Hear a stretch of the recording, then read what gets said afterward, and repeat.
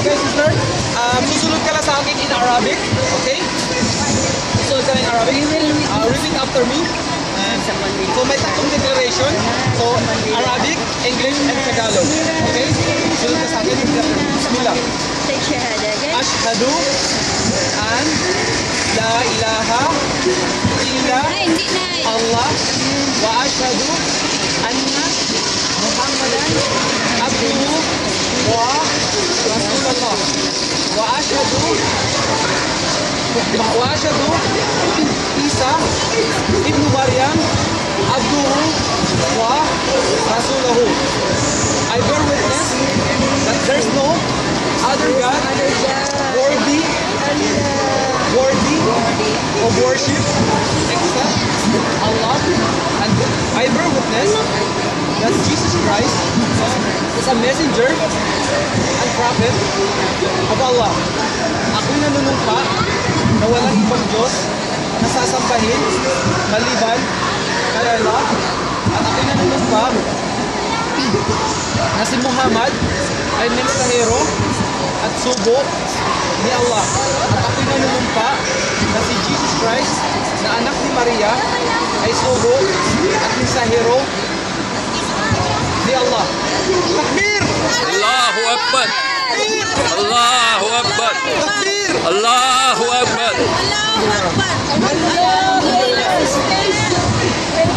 Welcome to Islam!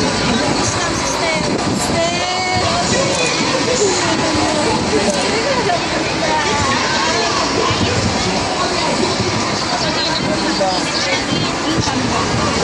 Praise to Allah.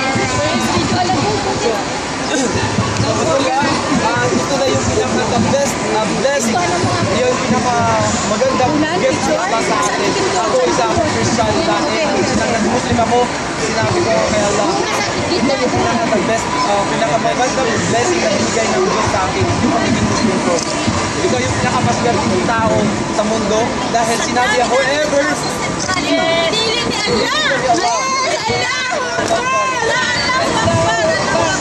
ikaw ay wala kang bahay na kasalanan, sister.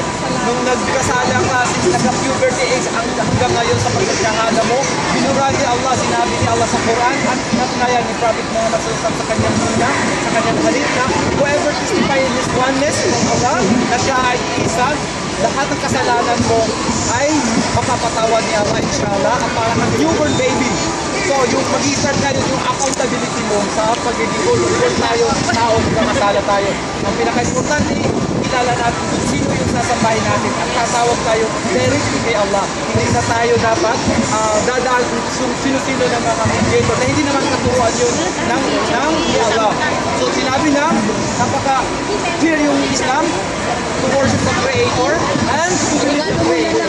So, ang pagsasamba natin, ang pagtatalima natin, ang pag-aayuno natin para lang sa nag-iisang Diyos. Ang Diyos na hindi nakikita, siya yung super being, the Creator, the Almighty, the All-Hearing, siya yung super ng